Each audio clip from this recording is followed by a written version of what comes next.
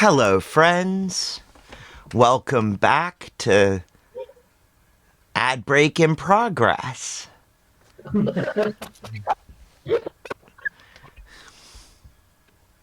Hello, friends. Welcome back to Nikwork Entertainment, to Sunday Shenanigans, with me, your host, Trevor Stewart 1308, and we are here with the ASOC Prod Cat and the Peanut Gallery to play some Wait, Wait, Don't Tell Me, to play along with NPRs Wait, Wait, Don't Tell Me. But first, let's get today's ad read out of the way. Today's pre-rolls brought to you by the Hidden Leaf, downtown Charlottesville, 105 West Main Street, Suite 200, above the bricks between 10,000 Villages and Hamilton's. A great place to go to get some great bud, eh, bud? Also, the only thing better than their bud is their customer service. And they have the lowest prices in town, according to my own personal research, which is highly, highly biased. I mean, let's face it. I'm out here glazing them hard. But they are pretty cool. Don't forget to check the website for times and events. That's thehiddenleafseville.com. Thehiddenleafseville.com.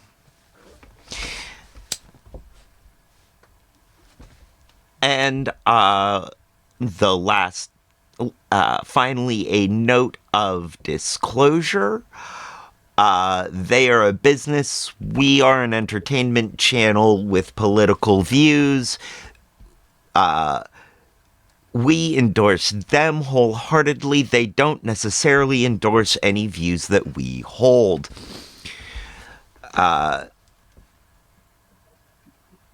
We alone are responsible for our views and opinions. Thank you very much. Also, I'd like to point out that they don't pay me for this. I'm doing these ad reads because I really support what they're doing over there. This is my way of helping support them, other than giving them my money. I think that what they're trying to do is actually very important. They're trying to make a third space that is safe and available to everyone who smokes. A place where people can gather, share ideas, and share a joint. And I think that those kinds of spaces are sorely lacking in today's landscape. And I think that some of that adds to the lack of understanding between the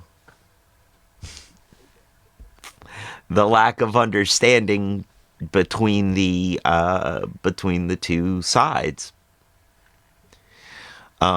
Peanut Gallery just texted me. It's a joint to share a joint.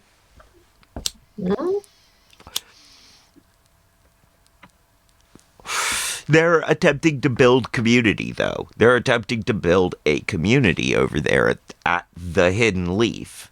And I really support that. And that's something when I'm there and I talking about my opinions, that's something that I point out, that those are my opinions, not theirs. It's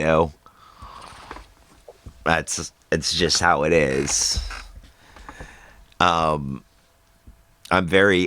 want to be very careful about that because I don't want to alienate anyone from going there. Anyone who anyone who is in the bud community is welcome there. Anybody is welcome there. You know, and I've gotten to share ideas. I've gotten to meet people and share ideas with people across the socio-political divide, and it was pleasant and peaceful and nice. But also that Wolfie Boy Alexander guy, I met him up there. But, you know, at no point, other than at no point was he unwelcome there for his political views. What has made him less than welcome there was how some of the young women who work there feel when he's around. Mm-hmm. He makes some of the bud tenders uncomfortable. That makes absolute sense.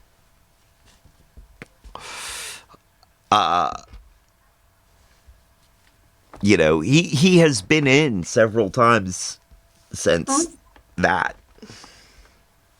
They haven't chased him out. Well, I mean, So that's good. He's been in there being relatively unproblematic. that is good. That is really good to hear.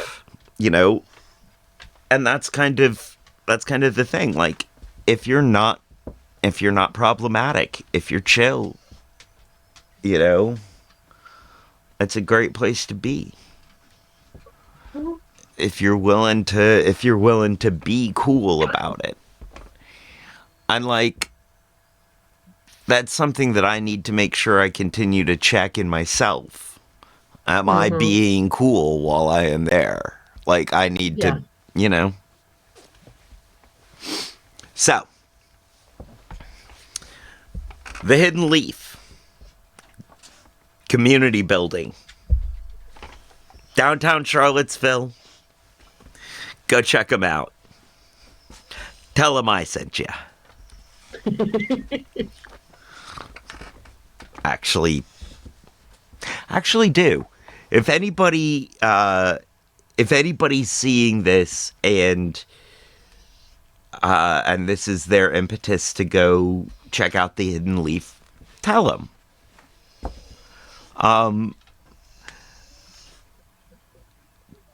Because that way we can start tracking what I'm able to accomplish by advertising. And while it won't have much to do with how I interact with the Hidden Leaf, it may have to do with how I interact with, how we interact with other people looking for our advertising voice. Right.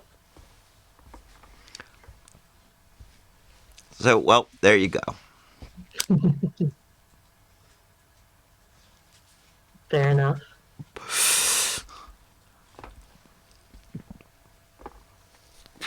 If I was bald, I'd say tell him you saw it on the telly. Oh.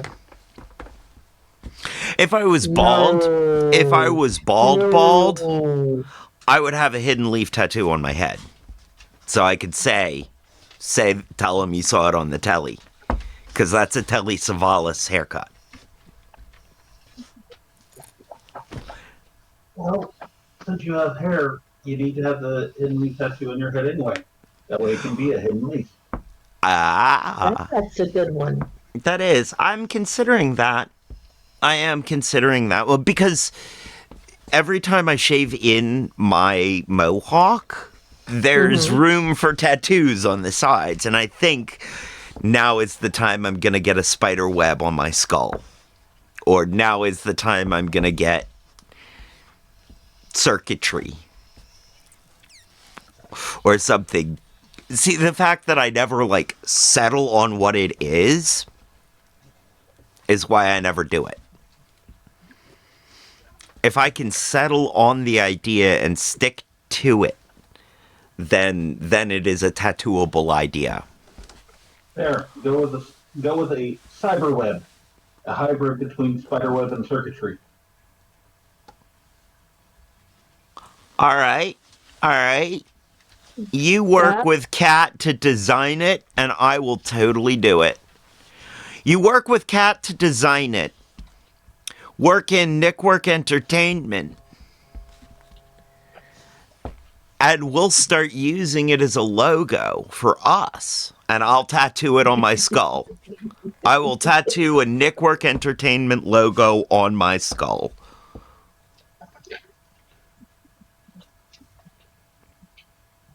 Here I go being literal. No one's going to be able to see it then.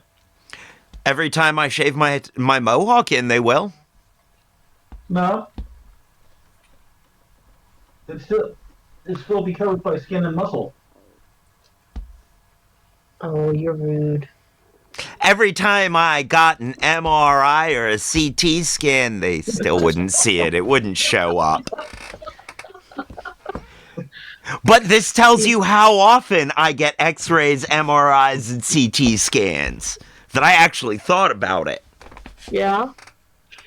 See, my suggestion was going to be an empty picture frame, and then whenever you shave your mohawk in, you can sit there and use some of the fancy markers and have whatever picture you want until it washes off. Then you've got a never changing one, no matter what you want to do for now. No. That defeats the idea of a tattoo. That is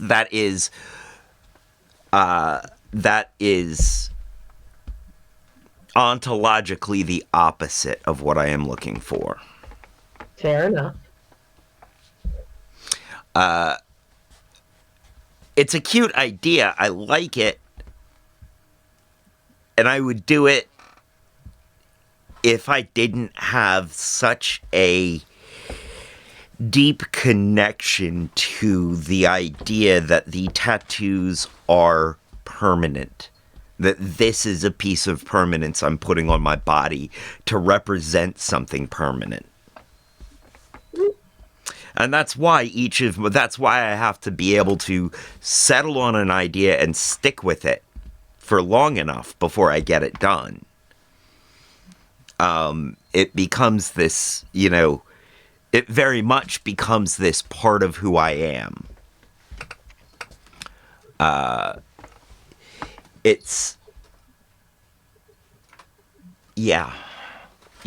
don't just get tattoos willy-nilly. Even the ones I got in jail, I knew what I was getting. I'd known for a long time what I was getting there.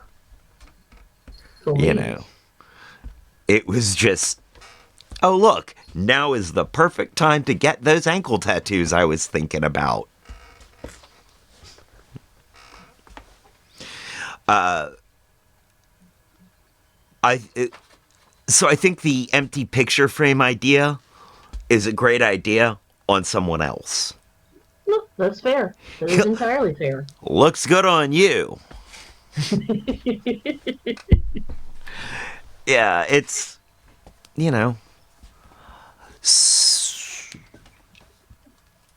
so much of my art is ephemeral. So much of my art is temporary. And, that's something I don't even have an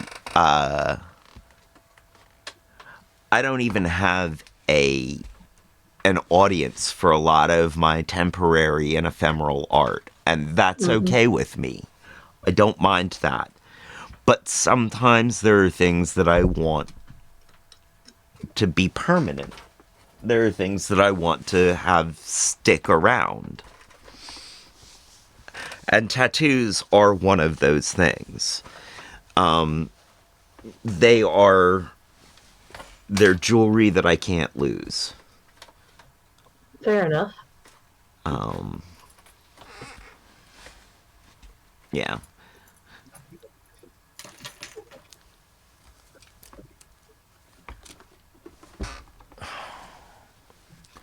So yeah, that's where I'm at with the yeah.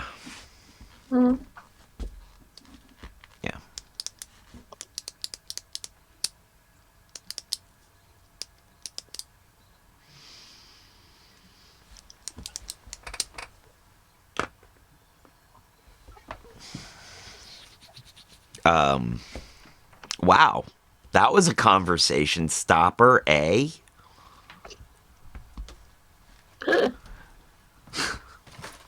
I mean, yeah, but no. Well, all right. Let's move along to something interesting. You know, something like this week's episode of Wait, Wait, Don't Tell Me that we will be playing along with. And watching you trounce me very soundly yet again. You know, you'd think, but I was kind of, I don't know, not all there this week. I don't think any of us were. Yeah. Although I suppose I might have been listening to more NPR this week just because I was stuck here this entire time. Yeah, that might be part of it. Although, I don't know. We'll see.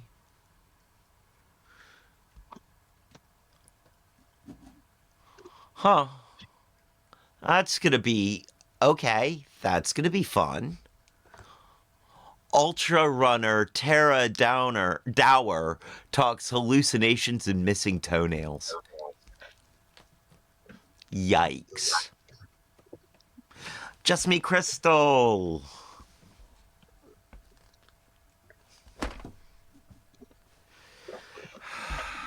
I am having a day. Messed up my own hand sign. Good to see you. Mwah. Love you, Just Me, Crystal. And let's get into it.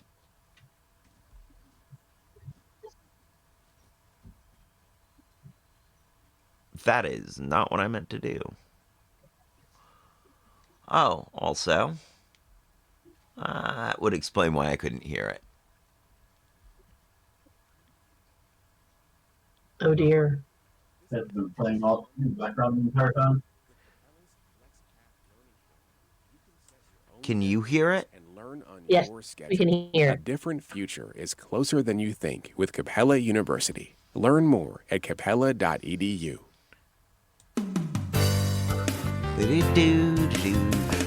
From NPR and WBEZ Chicago, Happy this is Sunday, Wait, Wait, Crystal. Don't Tell Me, the NPR News Quiz. I'm Joshua Johnson, filling in for Bill Curtis. And here's your host at the Studebaker Theater at the Fine Arts Building in Chicago, Illinois, Peter Sagal. Thank you, Joshua. Wow. Yes, he's filling in. Thank You're you. correct. I appreciate that. We really do have a very fine show for you today. Later on, we're going to be talking to Tara Dower, the ultra runner who just set the record for running the entire Appalachian Trail. But first, we want to welcome Joshua and Johnson, filling crackers, in for why? Bill Curtis this Hold week. on, Joshua, hold on. You were, of course, with NPR for a while. The original. Hold on. She ran the entire Appalachian Trail. Well, put it this way. We've already proven that she's crazy because she attempts to run for enjoyment. Oh, yeah, there's that. Granted, but also, so we one of Charlottesville's own tried to vlog through hike the AT. Mm-hmm. Blog through hike, actually. This was before you could vlog, I think. Before there was a platform that managed to... I think this was just prior to YouTube. Like a few years prior to YouTube. And he broke his feet 5 separate times. And I hear stories like that from other thru hikers, that it is very rough and you can get very beat up on the trail. I'm just wondering how beat up she got on the AT trying to through run it. Beat up enough to have hallucinations and lose toenails. Apparently. Fair enough. Fair enough. All right, here we go. Original host of 1A. So what is it like coming back to NPR just for the day? Did you miss us? It is fantastic. Some of you know I went over to television for a while, and it's not the same. They don't give away tote bags. They can't do an 11-minute interview to save their lives. I wanted to marry this guy. Amateurs. It's amateur hour over there. This is where I'd really rather be. Yeah. We miss you, Joshua Johnson.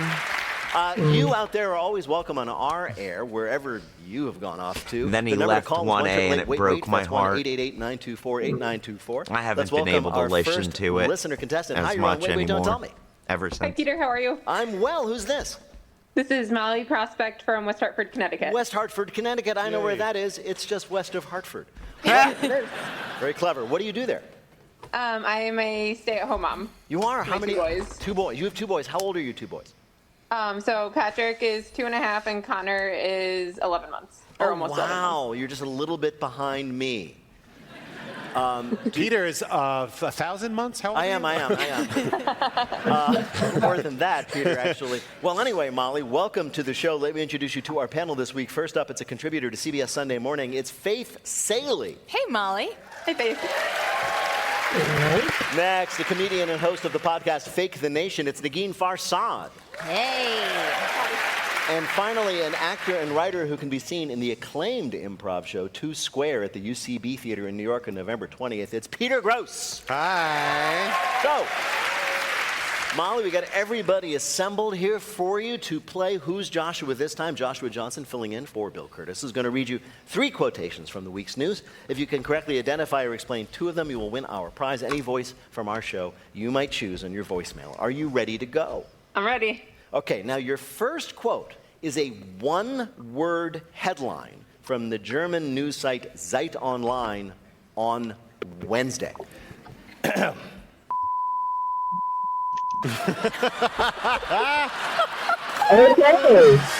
That Trump's, was, in fact, the English election. word, you know it, it starts with an F, that they used to describe what event? The results of the election? Yes, indeed. Yeah. I'm sorry, but that's It's all Did over, either of including you the say counting. that It's fair out to loud? say that the whole No, electoral process no, that we it's went just- through was incredibly traumatic for Americans of the beep got every me. side of the aisle. Well, good news, we won't ever have to do this again. Ouch. Where's that? So Kamala Harris, Right? her last moment of grace and patriotism, Terrifying. she, of course, conceded on Wednesday. But, of course, she's still vice president, and she has a job to do, including, of course, presiding over the certification of electoral votes on January 6th. And you know what would be really funny? No. Yup. You know what my first feeling was when I found out the news? I was like, my literal first feeling was like that same feeling you get when you see an ex-boyfriend who's doing well and you're like, oh no, I'm gonna start eating broccoli and exercising and I'm gonna get 6-pack abs. This guy does not get to be president and I'm not gonna be hot. No, thank you. It's like having a revenge body, but like a revenge democracy. That's how that was my first Wait a minute, reaction. hold on. I'm right there I'm with you. okay with revenge democracy. Wait a minute. I'm a little confused. That's what we're doing about on the this metaphor. channel. Are the abs actual abs, or the abs represent like a committed? They're like a civic commitment. I The understand, abs yeah. are a civic The commitment. abs are They're like both. being on like a local school board. Yeah, exactly. Yeah. My thought was about self-care. I was like, just go get some mani-pedis and some abortions and just do it all right now. Well, that almost Can I slid say past something me. that I feel is that I remembered that made me feel very hopeful, which is that like he totally responds to flattery. Like he'll be like, I'm racist and xenophobic, and then you'll flatter him, and then he'll be like, well, I guess you can have that funding. You know what I mean? Yes. He's just sort of easy to manipulate. Yeah. That's fun. That is fun. Right, guys? Right, guys? You know what we have to do? If he divorces Melania, like a super young, very pretty, Oh my young goodness. liberal, marries him, he falls for her, and then he'll be like, I was listening to Stephanie, and everything she says about trans rights is exactly how I feel. Yeah. It's possible. Yeah. All right, Molly, here is your next quote. It is from the musician Jelly Roll. Marijuana, and I'll have a cocktail there now and then. He is part of a trend that was outlined in the Washington Post this week. He's one of the many people who say that they enjoy certain drugs and alcohol, but they still say they are what? Sober. Yes, sober. According to the Washington Post, more and more people are describing themselves as sober even though they drink regularly or even use some drugs, making sober the new vegetarian. So some of them you might be familiar with. There's California sober. That means you only smoke weed. And then there's Florida sober, meth only. And this one is real, apparently. Colorado sober. You just abstain from any drug you snort, right? What? Really? Yeah, that's a thing. Oh, yeah, no, I'm no snober. No cocaine as you take another shot. Yeah, I mean, at a certain point... As you take cocaine and rub it all over your gums. At a certain point, it just gets ridiculous. You're not nighttime sober. You're just sleeping. So this is like a sober, curious movement? Well, yeah, there are people who I think want to identify as being sober because what it says about your commitment to self-improvement, but they also like to smoke a little weed. So they're Or a California sober. You And know. then there's dry January, right? There's dry January. That's more like sober October, curious. where you don't drink for that month. Give it a try. But then there's also, and this is true, damp January. What? Where you drink just not so much, right? And you do not get credit for that. You can't be like, I only cheated my wife a little bit. I'm damp faithful. October sober is one? October. That's just sober, like... I'm sorry, reverse it. It's sober only October. because it rhymes. It wouldn't be like, it's like gay May. I know. Like I'm just gay in May. And then I'm straight the rest of the year. Hey, that's how some of us started. We weren't ready. But you committed and you followed through. Finally got there. Wait, but I also just think Thank you, this is how Josh. everybody's been living for like centuries, and now we just name things more. We're like naming obsessed. Yeah. I mean, yes. There's different kinds of sober. Apparently, there's also different kinds of drunk. For instance, right now, I'm NPR drunk. That's where I can't get completely lit without your support. Call now. No, we did not. All right. Your last quote, Molly, Yeah, he is really from did. The AP. It's bigger than a king-size bed. Forget your puny 55-inch. A new report says there's a tenfold increase in the number of people who are planning to buy extra-large watts starting on Black Friday. TVs? Yes, TVs. They are bigger than ever, and American consumers are snapping up. They've given up on the little 55-inch TVs. Now they want 80-inch, 90-inch, 97-inch wide TVs. That's about 8 feet. A TV can be too big. If you have to walk several steps to the side to see which friend Chandler is talking to, that's too big. But it's... Yeah, any head movement, I feel like, makes a TV too big. If you don't want to spend all this money on this enormous TV, you don't have to. They're actually available secondhand this very week. CNN is selling 3 500-inch touchscreens on Facebook Marketplace. But they all come with John King. Exactly, they do. Joshua, how did Molly do in our quiz? She could not have done any better. 3 for 3. Way to go! Congratulations. Very good, Molly. Thank you so much for playing. Good luck with those boys. Took myself down to the TV store. Oh my. Placed the set I smashed on the floor. Yeah. Like a lover's quarrel, guess I lost my head. I pounded on Weird that Al sucker Frank's till I knew it 2000-inch was TV. dead. Yeah. 'Cause me and my TV, we had a little fight. Me and my Yeah. TV, I could watch you every night. All right. We've Well, got we ads Right now, starting. panel, it is time for you to answer some questions about this week's news. Yeah. Peter, We got hotels ads are always starting in a adding bit. new amenities for clients, but Yeah. now some modern designed hotels are removing something from rooms to create I'll what they say pause is a it more when we intimate get guest there. experience. What is it? Beds? No. Turlets. I didn't even hear what question Getting was. closer. Am I? It's actually usually between the bed and the toilet. The bed and the The toilet. bed and the toilet. The ironing board in the What? closet. No. Say is a more intimate. What? Every night. All right. What did you say, Peanut Gallery? We couldn't hear the question. Ah. All right. That's what I thought he said, but I couldn't hear him.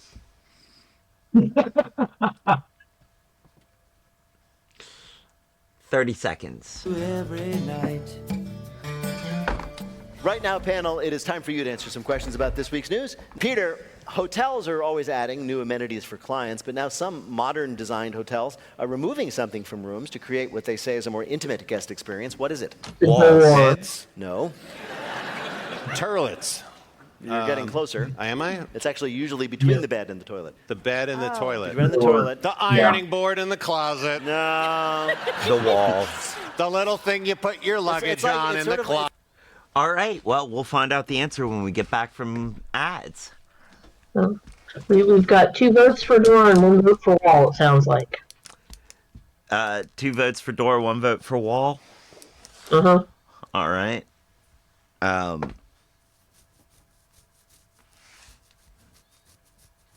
See, I've been in a lot of smaller hotel rooms in more recently, and especially not in America, where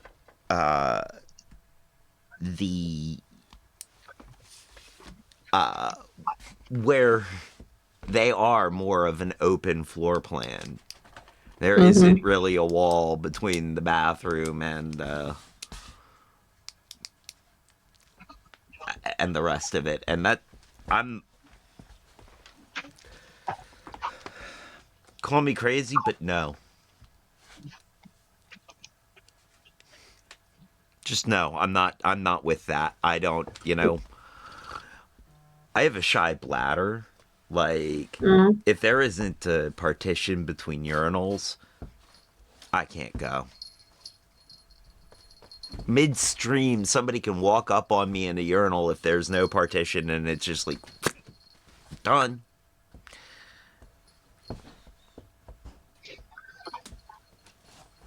Like, I always, yeah. I just, like a pot trying to boil, I just can't if you're watching. See, that's kind of like how some people are with thinking. Midstream of thought, as soon as another thought shows up anywhere nearby, everything just grinds to a halt. What? That's the way some people are about thinking. Midstream of thought, as soon as another thought shows up What were we anywhere talking nearby. about? I'm sorry, Alright, I I got lost it. distracted. Okay, good answer. I'm sorry, man. I am so sorry. You are so lucky that I couldn't find my dice. It's just, I mean, you left me the opening. Yes, and with the audio issues, I did not catch it until too late. I walked into it. Yup.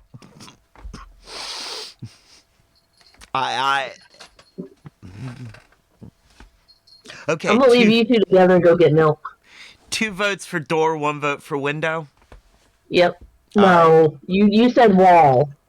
Or wall. I didn't say window. I said wall. Yes. From the window to the wall. No.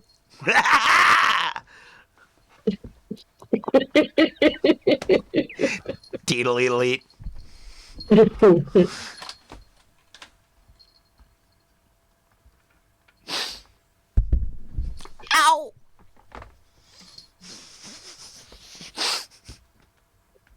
Cat attack? It's sort of like an open concept. No, it was a reaction to. What's in the wall?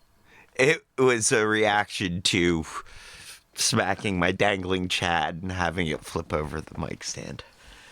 Ah. Usually Drywall. The door? the door, yes, the bathroom door. Oh, okay, sorry.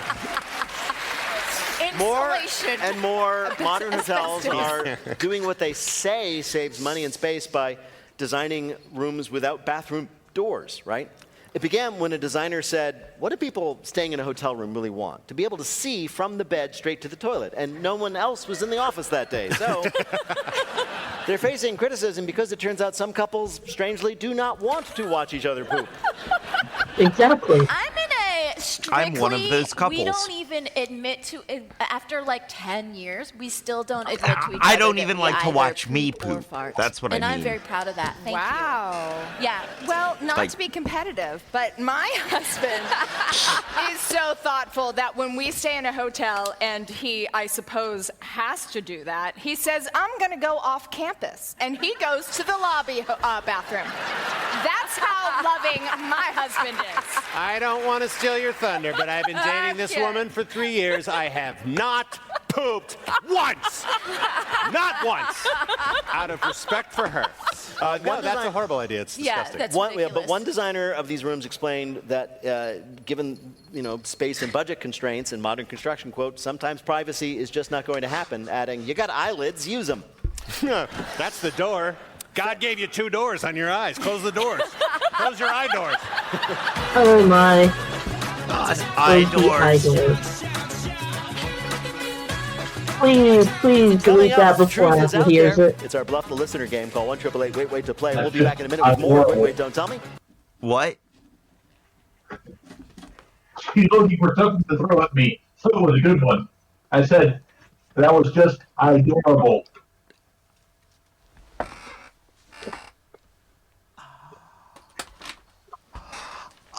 These are still usable, but they are broken, so they are potential launching material. Oh, I'm not sure if that's like. I don't know how I feel about that. That both hurt and felt great. Oh, I don't know. Oh man, It's the joke for the masses gets in you. it really is.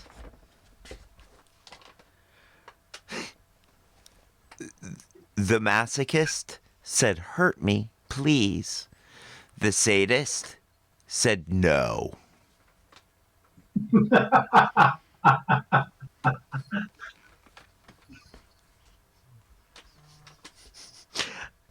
That is a deep thought. All right, back to the show. From NPR. This message Whoa, comes from that's a big Grammarly. die. The work week can be fast. Grammarly. Ready for It's race? squishy too. By using LinkedIn ads, Which means PR you can sponsored throw it Grammarly. at 'em. Go from editing draft. Yeah.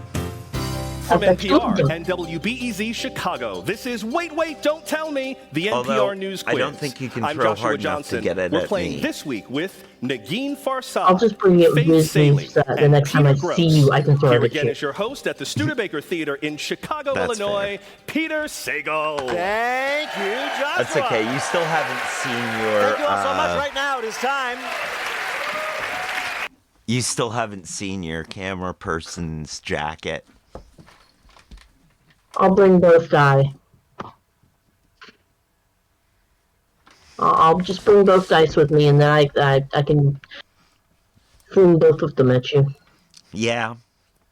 Soon as you see that, you're gonna go, oh, and just chuck them at me like.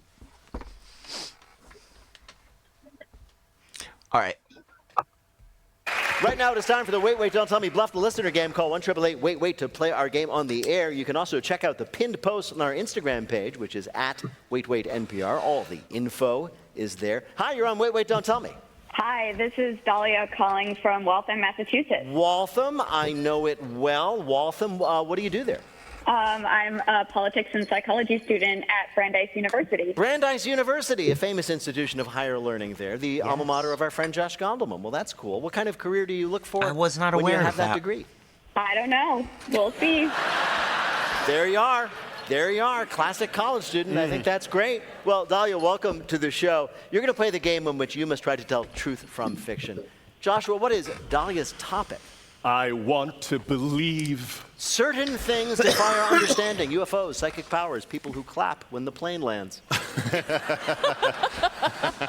This week we heard about something new in the paranormal world. Our panelists are going to tell you about it. Pick the one who's telling the truth, and you will win our prize, the weight waiter of your choice on your voicemail. Are you ready to play? Yes, I am. First, let's hear from Faith Saley. Alexis Mulvihill is an Albuquerque-based medium. People pay her to place her fingertips on her Ouija board and receive occult messages. But it turns out spirits prefer palms to fingers. During a recent deep clean of her home, Alexis came across her old Palm Pilot from 1999. You know, those handheld personal digital assistants that helped you schedule when to buy your Livin' La Vida Loca tour tickets? Well, Alexis happened to place her PDA near her Ouija board, and during her next reading, it turned on spontaneously. Alexis's right hand was forced to grasp the stylus, which then told her client that the client's dead father needed her to vote for Al Gore before it was too late. Paranormal researcher Violet Cogs-Rubin explains the spirit's preference for the Palm Pilot. In today's world, the dead have shorter attention spans. Letter by letter on a Ouija board is lame. Spirits don't want smartphones, though. They like the turn-of-the-century technology to hang on to a retro vibe. Alexis now has a 6-month waiting list for her palm readings. A medium goes from Ouija board to reading palms, Palm Pilots, that is. Your next X-File comes from Negin Farsad. The Loch Ness Monster has long been sighted in the Scottish Highlands. The fact that the Scottish people also have the highest reported level of drunkenness is unrelated.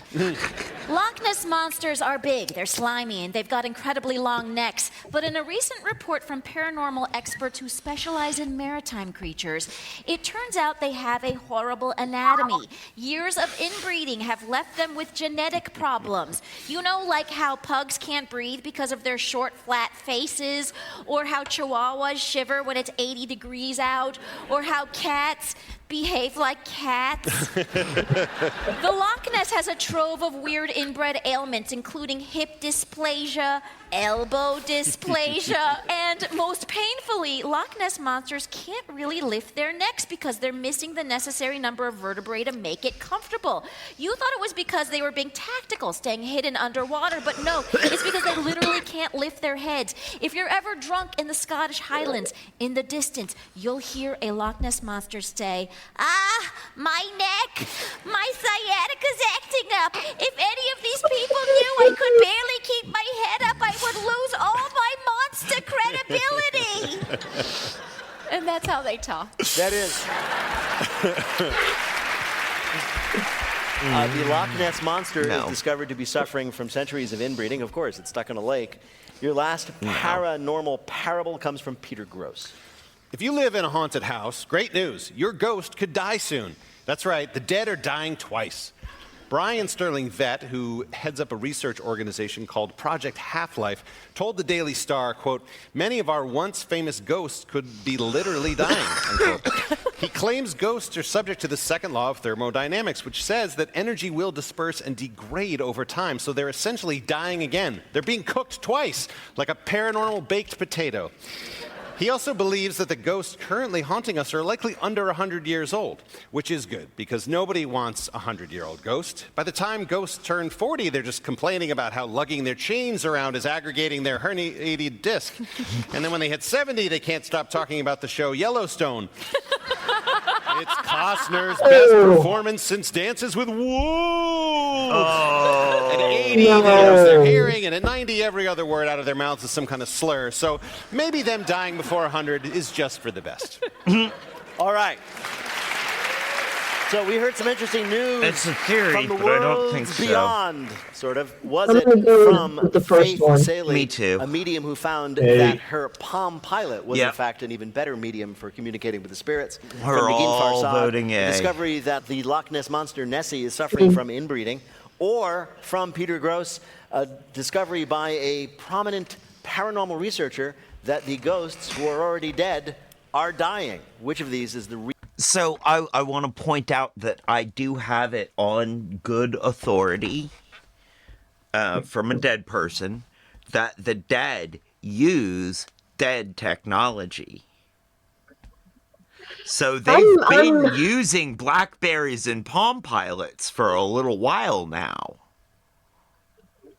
I'm coming at it from the other angle, which is I have heard of automatic writing before, and what she described was automatic writing, only she's using the stylus on her device instead of pen and paper. I mean, fair enough. So for me, that explanation, plus the fact that there's a whole bunch of Scottish ghosts that are well over 200-300 years old, they're still running around pestering people, so... I personally saw a Roman soldier, so I'm good. Plus, also, as well. Yeah, it's the one.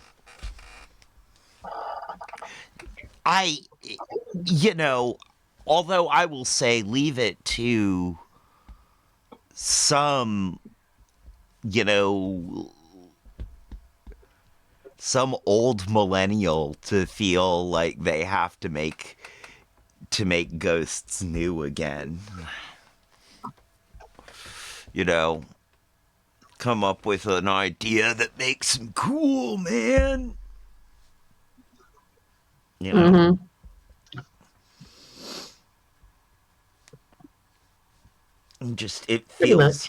It does feel like kind of one of those, things. Mm-hmm. All right, let's find out. real discovery from the world of the unusual? I think I'm going to go with Peter's story about the ghosts who are dying again. The ghosts who are dying again. All right, so your choice is Peter's story about ghosts dying again. To bring you the correct answer, we spoke to someone involved with that real story. This begs the question, what is a year of ghost time compared to a year of human time? If ghosts have a lifespan, what is their afterlife? That was Brian Sterling Vitae, founder of Paranormal Rescue, the first ever paranormal emergency rescue service, who was the guy who has determined that the ghosts are dying out. Congratulations, Dahlia, you got it right. It's the Paranormal Rescue Service rescuing the ghosts from us and the ghosts. What? The ghosts are vacuum cleaners? Rescuing ghosts from abusive homes. Okay. Rehoming abused ghosts. Part of their poltergeist placement plan. PPP, Poltergeist Placement Plan. Do you think there's a farm for the special ghosts? As the... Sorry. Huh? What? No, I'm still working on this being the one. I don't buy it. I don't buy it. Nah. That's not how ghosts work. The only way they get to stop being ghosts is if they pass on. If they find that peace that they're looking for here. Otherwise, they don't go anywhere. They keep looking. Well, and the more their space is disturbed, the more their connection to here is disturbed, the angrier they get. It's not like, if a house is haunted and you destroy the house, it's not like the ghosts go away. They just get really pissy and take other forms. Which is how you get ghosts in new construction. you can argue that they might have a finite, for lack of a better term, lifespan due to the amount of um, traumatic or psychic energy that they are feeding off of in order to maintain their existence on this plane. I suppose there is that. I think that holds true for some more than others. Honestly, the way he was talking, he's approaching this more from the angle of the ghost the ghost that he is investigating and building this hypothesis on aren't actual spirits. It's more the energy imprint of something that happened. Which, if it's just the energy imprint, I can see how that would eventually erode and wear down if there was nothing behind it. If there's nothing maintaining it. Right. So you've got, just like when you are sitting in a chair for a while and you get up and your chair stays warm for a while afterwards, it'll eventually go cold because the energy you put in wears out. And it sounds like he's building his hypothesis on ghost longevity on that alone. Except we are not a closed system.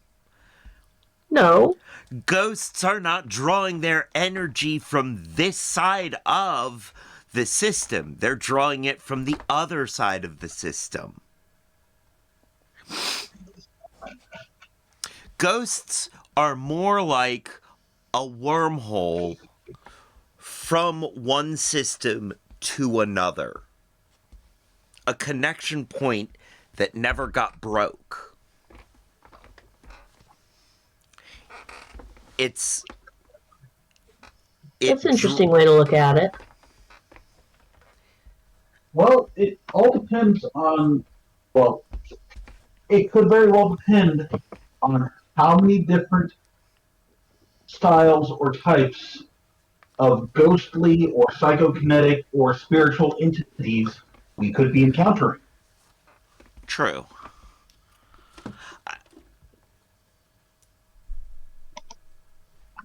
Either way, it sounds like he's basing this off of only one thing.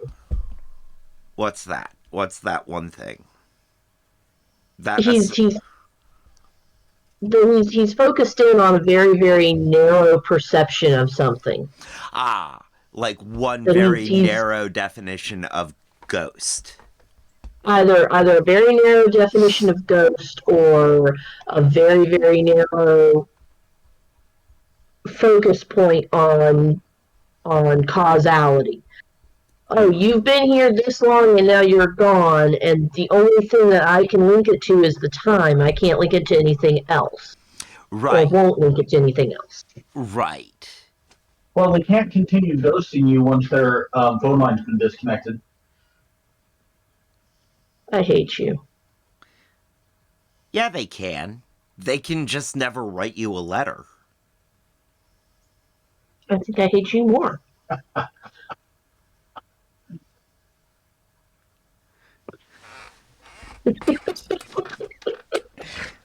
I think we have achieved our goal there.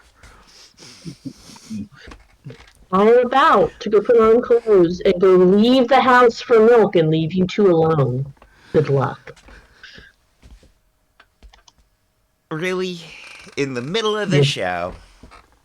Yeah. Yeah. Yeah. Bye. Yeah. Bye. Going away now. All right, we'll get back to the show then. Let me snooze these ads real quick, and we'll get back to the show.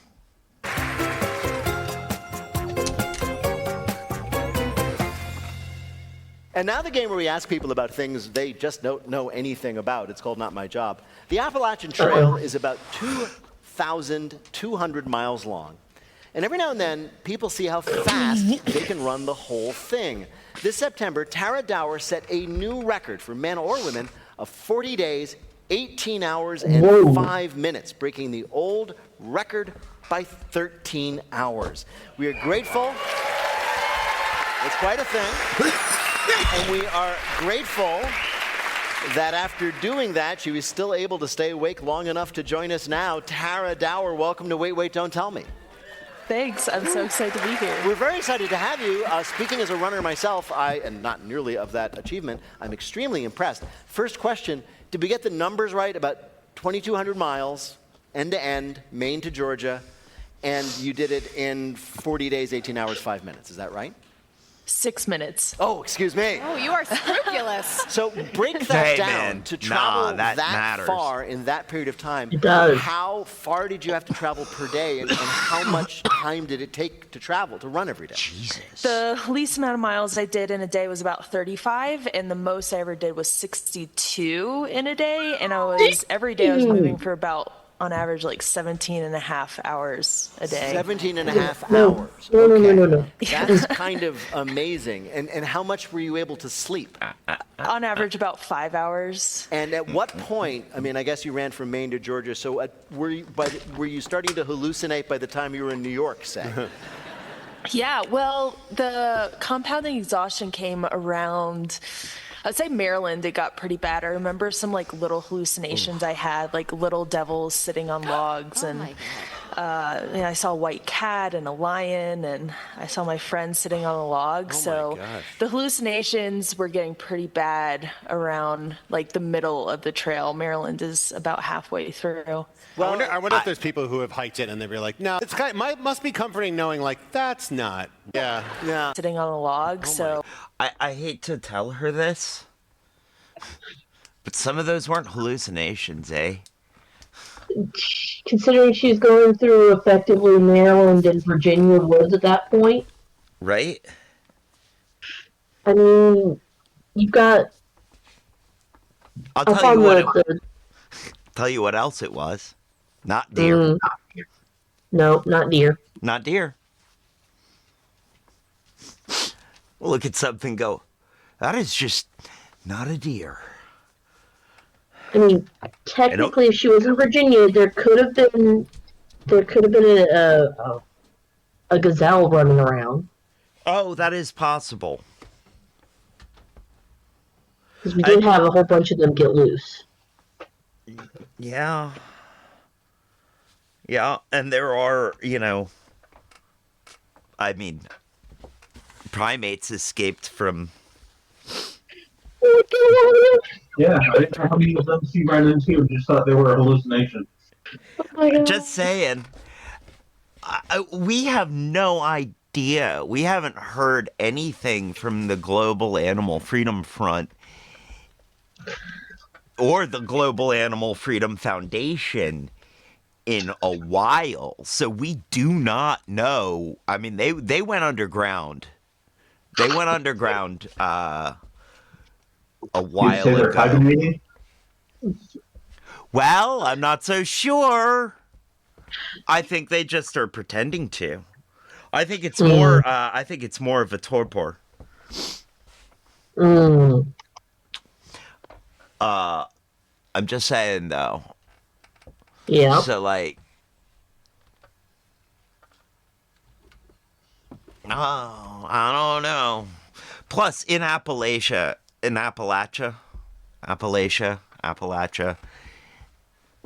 the mountains around here, if you heard something, if you saw something, nope, you did not. No. What was that? Nothing. That weren't nothing. It's pronounced Appalachia because it's like someone's throwing an Appalachia. Appalachia? I mean, that's fair, but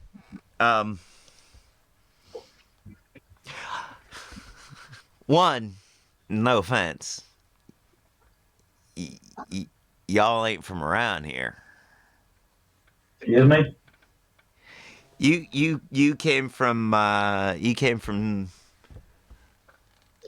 lived out west for a short time, but I was born and raised in Virginia. Oh, okay. Okay. See, I was under the impression that you were born and raised out there. Nope. That just gave me a taste of what a real winter is. No kidding, man. These Virginians don't know crap about a real winter. Meanwhile, I'm the one that was born in a desert, but I've been here since I was like 4. Oh, you ain't from around here neither? Well, dang. No, I am not. But he's from here. I'm not technically. I've just been here long enough that I've been granted provisional status. Oh, dang. See, nah, I was born dead in the heart of Lisa County, y'all. I was born from this dirt. And I was raised on this dirt. The first time Mom discovered the red mud. Oh, that Virginia red clay, that is something else. Let me tell you what. Lord, I done lost so many boots to this Virginia red clay, I don't know what to tell you. I mean, especially after a rain, but, you know, it could be days after a rain. You don't know, you be walking through one of them dips down one of them ruts, and all of a sudden you step in it and your boot goes up to the ankle, and you start trying to pull it out, and it starts trying to pull you back in. And it's like, oh my God, this ain't quicksand, this worse. Just the earth trying to give you a hug. And then you finally pull your boot up, and it is caked. And after a few steps, you be walking with an extra 50 pounds of bricks on each boot. You just can't keep moving. It is like sleep paralysis.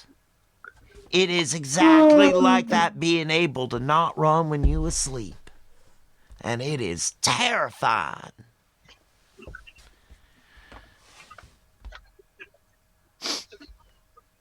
Yep, I was born here. I was born to this. And I can't necessarily hide it.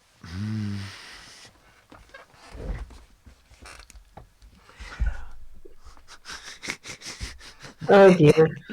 So, whoever was watching in ads, you know, had ads and came back to this.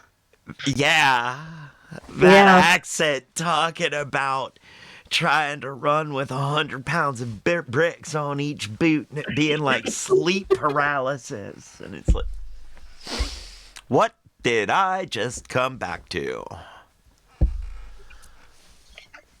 I do. Tunes have escaped yet again. Yeah, they have. Oh.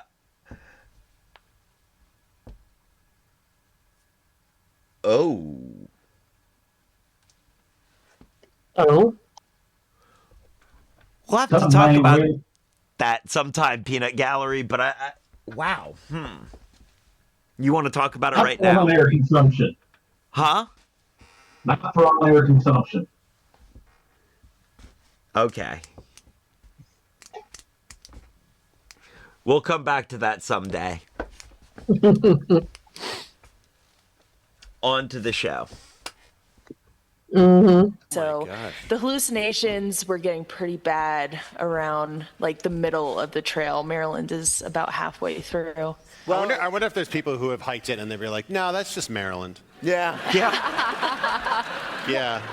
What do you do when you know you're hallucinating? Like, what do you do about it? You just kind of, you go with it. You got to just go with it. You talk There's to the nothing else devil. you could do. Just keep going. Right. Well, must be comforting knowing, like, that's not real. There's not a cat and a devil here. Like, I might as well just keep running. Like, there's no threat, you know. Yeah. Well, you know, I've had hallucinations during 100-mile races that I've done, and some of those have been really concerning. Yeah. And I think. Give us an example. I'm lucky. There was like a hunter with a huge, ginormous gun, and he was like asking me where I was going and what I was doing, and I was like, oh crap, like, is this real? And it was in the middle of the night. It was at 2 a.m. on a trail by myself. You know, if you ask a hallucination if they're a hallucination, they have to tell you. That's a rule. Do you eat while you run? Yes, yeah. I mean, you have to like be utilizing, you have to eat wherever you can. I mean, I'm eating, I think it was like 8 to 10,000 calories a day. So, I mean, you just have to like eat and run. You have to do as much as you can when you run. Literally. The only time I run. stopped during the day was to use the bathroom. Yeah. They have bathrooms in the trail. That's nice. And No, they When you don't. say you're No, eating, so Peter, you're just, they like, don't. She people are thought it coming was a up- bathroom. You may have been hallucinating a bathroom. It could have been someone's car. You can't guarantee that was a bathroom. There is a bear in Virginia that is awfully angry. So I'm trying to feel like you're running along and like your friends are with you. You have a lot of support, I know, in order to do this. And they run up to you and they hand you a banana or whatever it is you're eating, and you just stuff it in your face and I you keep might running. have seen her go by. That's about it. Yeah, just keep moving, eat. My favorite was gummies, and I like Rice Krispie treats and Anything else with goldfish. pot Loved in it? goldfish. Right. Wow, that's so unhealthy. Yeah. It's the calories, I though, was right? just like, I was expecting you to be like broccoli and then other forms of broccoli. Let's back up a little bit. So this was, as we've said, quite an accomplishment. 40 days of running, whatever, 18, 19 hours a day. Why in the world did you decide you wanted to do this in the first place? Oh, yeah. Yeah, I thru hiked the Appalachian Trail in 2019. Jesus. And that's just like 5 months and 10 days. I just look at that experience and I love that experience on the Appalachian Trail. So you took 5 months and you thru hiked the trail. You went from one end to the other. 5 months, 5 amazing months experience is out there amazing. in the woods and the Is wilderness and the towns amazing and the to people. thru hike. And you said, what if this, but with nothing enjoyable? Right? What if I would do this whole thing, but doing it so fast I couldn't meet anybody, 5 stop months is anywhere, see insanely anything, fast. or eat anything other than handfuls of garbage? This- you said, what if that? This That's- person is That was kind of the hardcore. experience I was looking for, It's cool honestly. that- Like, A couple more questions. First of all, I understand that you said once that you have decided after lots of experiences, negative, positive, but you've just decided that you're done with toenails. Oh yeah, I got 4 toenails permanently removed before I went out on the trail, and No, I that get was that. the best I get decision that, I ever though. made. Wow. You just were Yeah. like, you were done with them. You were like, you were tired of them getting bloody and coming off. Oh yeah, How did they would you fall off all the choose? time. Were you well, playing this usually, little piggy, and you were like, this little piggy goes, This little piggy and gets goes. slaughtered. big toenail, Yeah, I could that see. was it. We did eeny, meeny, miny, mo. Big pinky, No, big so and pinky. my big toenails are always the ones during these feats. They always like fall off, Yeah. and it's very painful, and they get infected. And so I was Yeah. like, that one's coming off. And then, I asked the podiatrist if we could take them all off, and he was like, no, but we can do 2 at a time. So I decided It's on like just Sophie's a random choice toenail. with toes. What's next? No, What's it's the next, inverse of Sophie's achievement, choice. And when are you going to be ready to do it? Yeah, I guess tonight, and to see how fast I can get through, a pint of ice cream. There you go. Now we're talking. Now we're talking. Well, Tara, we are delighted to talk to you. That's all right, I can And dig we into it. have Yes, asked you you here should. to play a game Although, that this I will time say- we are calling. Try us. As an adult, I forgot brain freeze. I forgot about it. I'd forgotten how bad it is. Oh no. I'm certain you know the quick trick to get rid of it, right? No. 'Cause I haven't thought about it in decades until I got it. And I was like, oh, brain freeze, why? Brain freeze, why did I forget about you? And in that moment, I couldn't think Rub about... your tongue against the roof of your mouth. Okay. Do that, and that'll make the brain freeze dissipate much more quickly. Okay. It's good to know. Rub your tongue against the roof of your mouth to dissipate your brain freeze quickly. It was surprising. I was surprised by brain freeze. And forgetting exactly how much it hurt. Like, you know? Yeah. Oh. Stroll down these Appalachian trails. So you ran the whole Appalachian Trail, but you went through it too fast this last time to hear any of the myths and legends of that particular region. So we're going to ask you 3 questions about folk tales from the places you ran through. And if you get 2 right, you'll win our prize for one of our listeners. This the is voice your of anyone game. They like on their voicemail. So Joshua, who is Tara playing for? Sarah Odell of Redmond, Washington. Okay. Here we go. Here's your first question about Appalachian tales. Pre-rolls brought to you by the Hidden Leaf. They celebrate the Mothman. That's the mysterious creature that first appeared in 1966 near Bootylicious Point Pleasant, Mothman. West Virginia. What was the headline in the Point Pleasant Register newspaper the day after the Mothman's first sighting? Was it A, insects seem to be rather large this year? B, couples see man-sized bird, creature, something? Or C, annual rummage sale draws record crowds? C. B. Oh, I'm gonna have to say B. You're gonna go B, couple see man-sized bird, creature, something. You're right. Yeah. Yes. To be fair, it was something, and there is now an annual Mothman Festival in Point Pleasant if you want to go down there and find out all about it. So cool. She's like, it's a hallucination. All right, here's your next question. Now, while Mothman is probably the most famous Appalachian cryptid, he's not the only one out there. Next time you run the trail, you might also run into which of these? A, the phantom trucker who stopped to use the bathroom at south of the border and never returned. B, the lost hiker and angry ghost who died of starvation and demands trail mix from every passerby. Or C, a Bigfoot-like creature called wood booger. C. Oh man. I'm gonna have Although to say B B. sounds The an lost angry hiker. the ghost that demands trail mix from every passerby. Angry No, it hiker? was the wood booger. I'm sticking with Yeah, he's called the wood booger because he's like the boogeyman. Let's clear up who said what. I Real said quick. nothing. You said nothing? He said nothing. I said C, but I also said that there is an angry hiker, but that's the wrong spot for him. Okay, and I said C, and said, but it sounds like you're. But I know there's an angry hiker. It sounds like you're saying A, but neither of us actually changed our thing. No, neither of us changed it. Both of us said C. Okay. There's more than one angry hiker. Yeah, I mean they're hiking and they didn't get to finish. Of course But they're angry. They're hiking. They gotta be angry at themselves for something. right? But they've never demanded trail mix from me. It's because I don't carry trail mix, so they don't get to demand it. I think it's also because I put off an aura of DFM to ghosts. Mm-hmm. Don't futz with me. All right, back to the show. He's not because of his texture. He's boogeyman. Okay. Last question. If you get this one right, you win.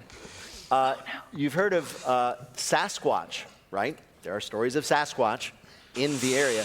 But in West Virginia, there is a terrifying beast that, unlike Sasquatch, walks on all fours, right? Sasquatch stands up.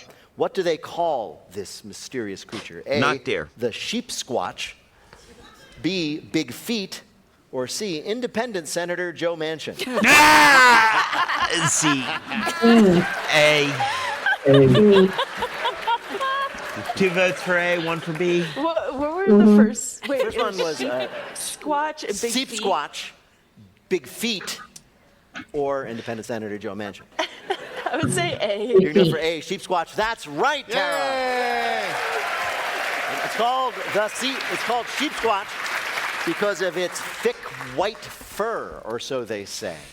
Joshua, how did Tara Dower do in our quiz? Well, normally she just got the 2 points, but every one of the toes that she sacrificed is actually worth a quarter point. So we're just going to give you a perfect score. Nicely done! Yay! Cute. Tara Dower is the fastest person ever to complete the Appalachian Trail. Tara Dower, thank you so much for joining us on Wait, Wait, Don't Tell Me. Gosh. And get some rest. Speed ran the trail. Bye-bye. What? Wow. Just wow. When you consider 5 months to be a decent time, and then here there's Find out what your house speed plans run really is think of you 30 days in our listener limerick and chat. change. Call 1-888 Wait Wait to Right. join us in the air. We'll I be mean, back in a it's minute with more insane. Wait Wait Don't Tell Me from NPR. For the following conditions, I'll remind you enter the South.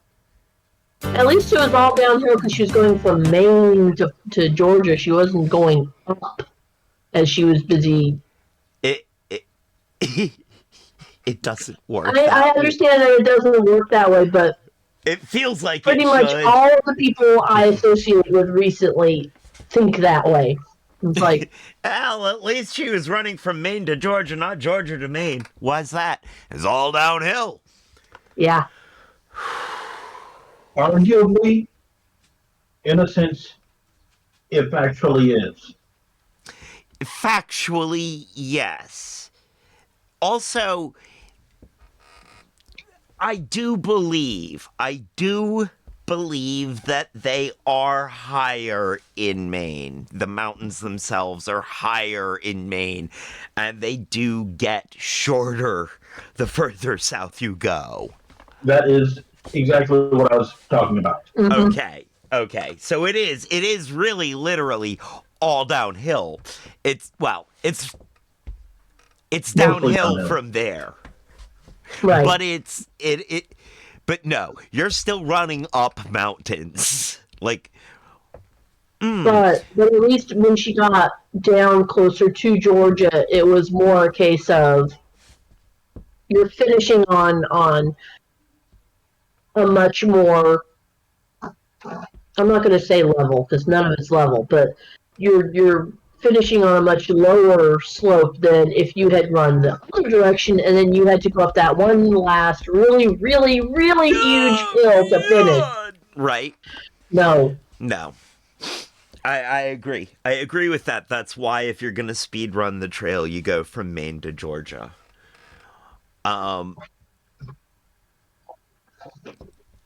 Oh man, I'm wondering about the switchbacks. Mm-hmm. Because that's what took most of my time. That's what made me slow down was the switchbacks. And they were really rough on my ankles and knees. And it was going downhill through the switchbacks was rough on my ankles and knees. Going uphill on the switchbacks, not so bad. Mm-mm. Although I found at some points I would get towards the switchback and then climb, not stay on the trail, but climb up the, whatever rocks were there. And that was easier on me. But Or you can always downhill just take the shortcut switchbacks. downhill. See, that's what I'm wondering. Did she? I mean, they really discouraged that. They really, really, really discouraged taking the quick route down. But She's one of those runner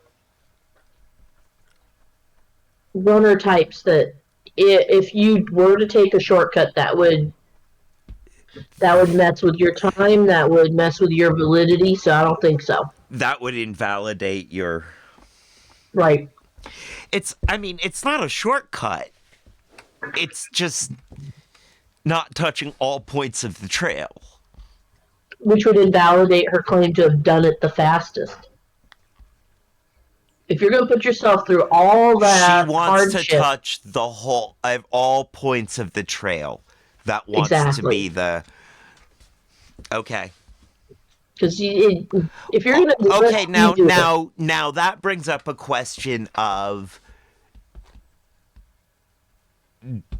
Do you take the shorter routes? Because there are places where the trail branches And some routes are shorter and some routes are longer. Also, though, some of those shorter routes are more difficult terrain, where the longer routes are flat. And that's why they're longer, is because they avoid the harder part. So I'm thinking that she would have. Some are not. Some are just all equally the same. Some are just like, this is a really hard, this is a really hard part of the ridge. Going the long way down is also really, going the long way down around the edge of around the rim of the mountain, not on the ridge, is also really hard, both down, across, and up. Like, there are a few places where it's like, I don't want to do that. That's difficult. This is difficult, but that's more difficult.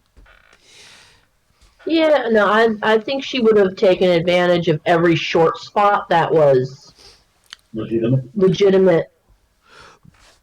That was marked with the trail blazes. What is it? White trail blaze, one white blaze. Whatever it is. I have not been on the AT, so I'm just pretty have to go sure with it's one white blaze on a tree is the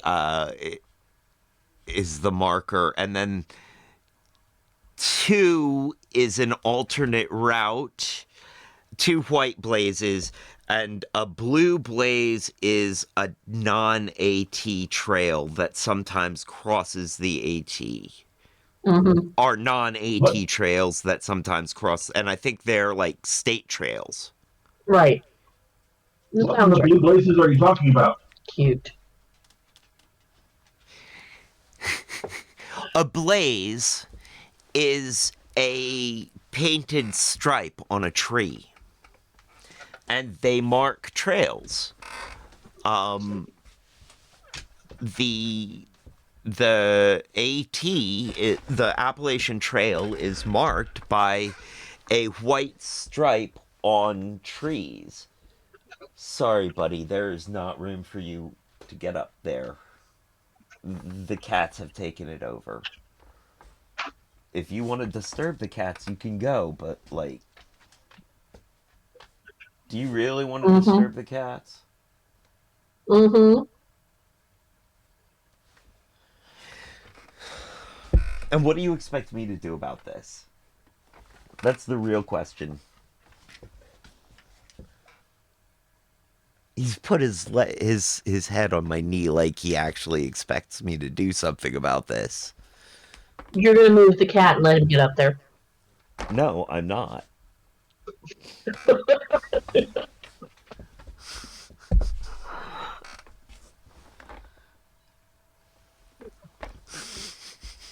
Poor dog. Poor Deadpan.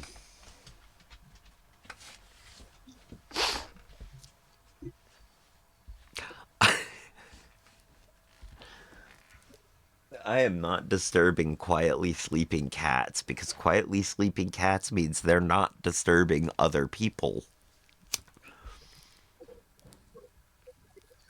Or stealing anything off of your console or anything else like that. Right? All right, back to the show. Oh, wait, we're in an ad break. Never mind. For another moment or so. Yes. Is that enough? Is that... Go. If you're gonna go, go.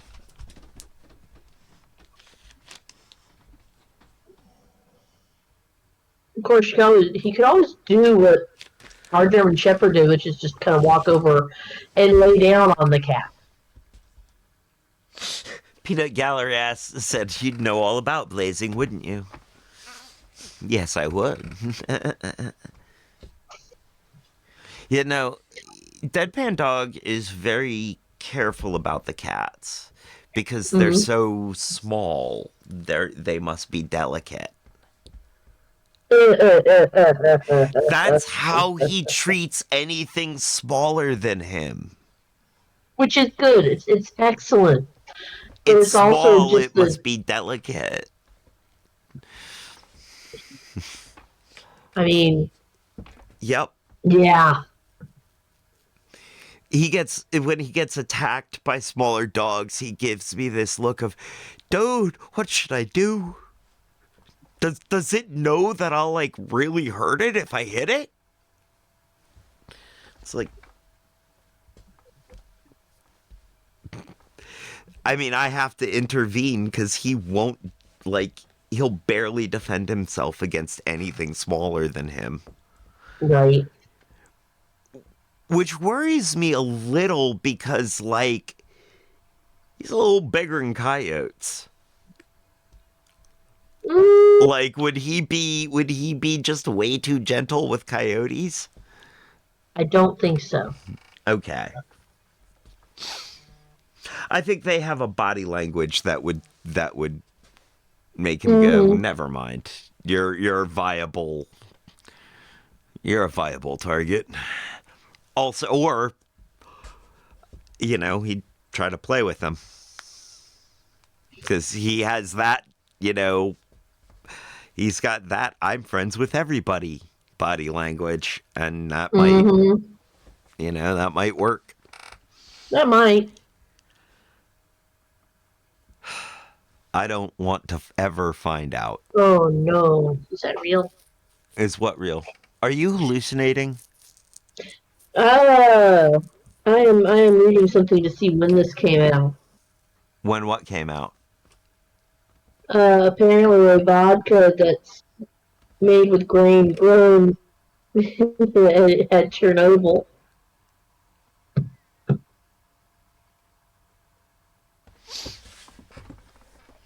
Back to the show. Yes. From NPR and WBEZ Chicago, this is Wait, Don't Tell Me, the NPR News Quiz. Filling in for Bill Curtis, I'm Joshua Johnson. We're playing this week with Peter Gross, Negin Farsad, and Faith Saley. And here again is your host at the Studebaker Theater in Chicago, Illinois, Peter Sagal. Thank you, Joshua.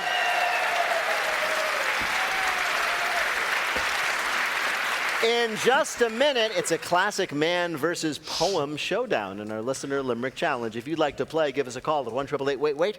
That's 1-888-924-8924. But right now, panel, some more questions for you from the week's news. Negin, there is a new trend in parenting. If your kids are nervous about going to a sleepover, you just have them bring along what? Oh, is this like Florida parenting and you have them bring some meth? CBD gummies? That doesn't sound Yeah. right. That's not right, no.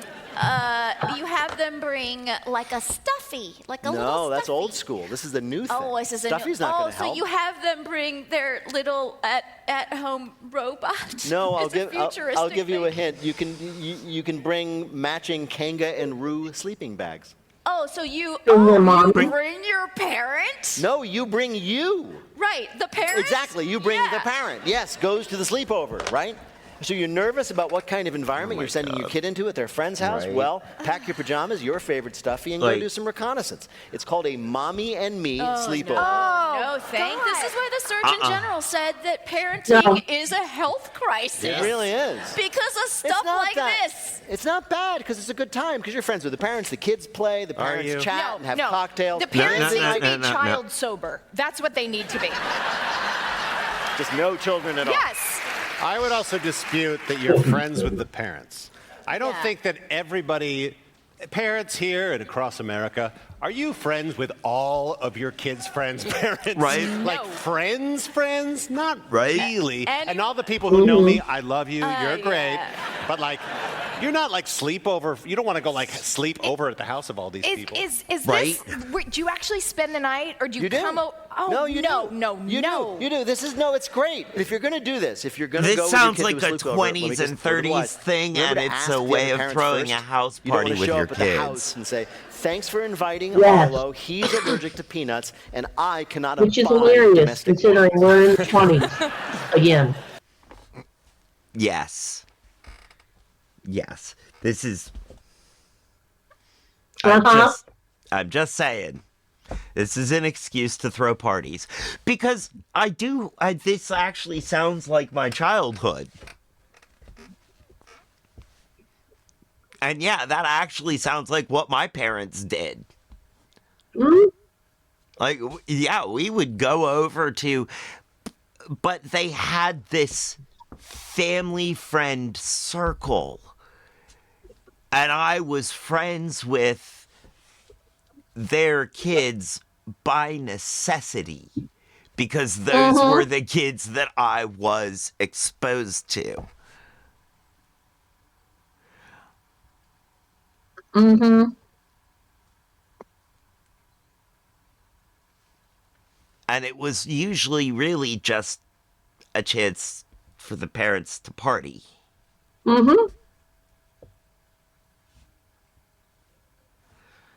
Because they're all together, they can party, and the kids are in the basement, they're taken care of, doing their own sleepover thing. Right?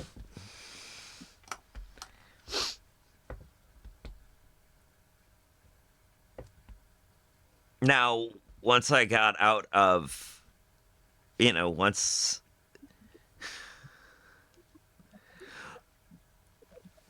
I got my own friend circles, it wasn't quite like that.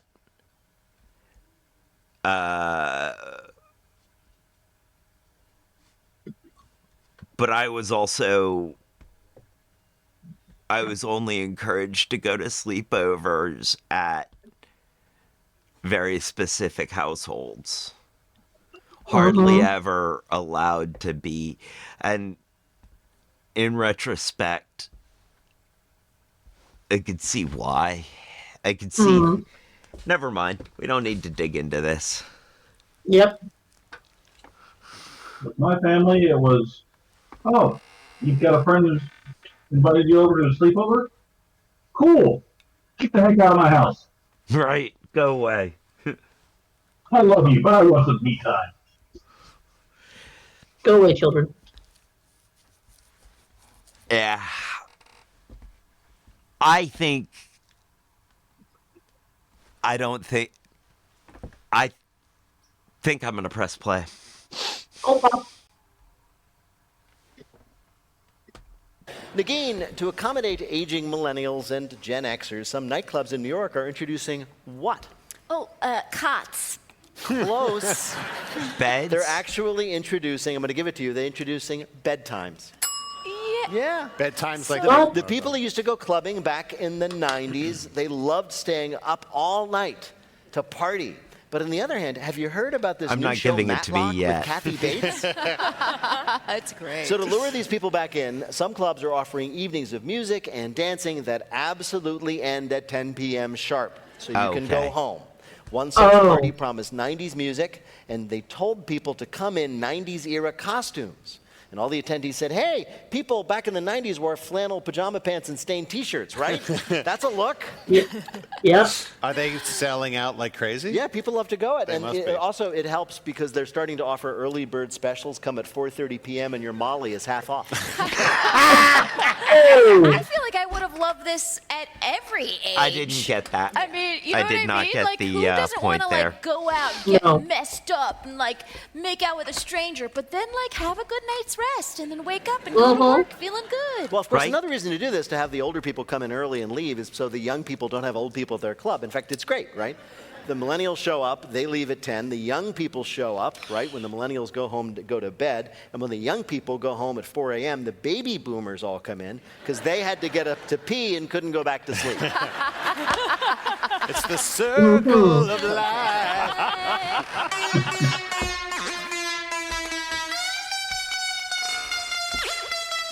Coming That up, hurt it's Lightning Fill in the Blank, but first so it's the game much. where you have to listen for the rhyme. If you'd like to play on air, call or leave a message at 1-888-WAIT-WAIT. That's 1-888-924-8924. You can see us most weeks right here at the Studebaker Theater in downtown Chicago, or you can catch us on the road. We'll be in Detroit November 14th. That's next week. And Carnegie Hall in New York City. We're coming back on December 12th. For tickets and information, go to nprpresents.org. You can check out our sister podcast, How to Do Everything, this week, How to Quench Your Thirst in the Desert. It's both news you can use and news you cannot unsee.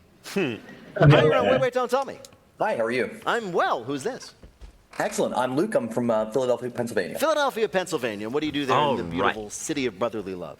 I am an English teacher. You are? Are you one of those cool bless English you, teachers? sir. So I recently came to the realization that there's no such thing as a cool teacher, which has been kind of hard to grapple with. Right. It's just, whatever you do, you're just not going to be cool. They have informed never. you that you're not cool, pretty much. Yeah, it's really unfortunate. Wow. Well, Luke, welcome to the show. Joshua Johnson is going to read you the three fact news that he related limericks realizes with the it last at word or least phrase missing from helps. each. If you can fill in that last word or phrase correctly into the limericks, you'll be a winner. Here is your first limerick. I think my hydrangea just cursed me. There's no water here in my nursery. My AI is so advanced, it is translating plants.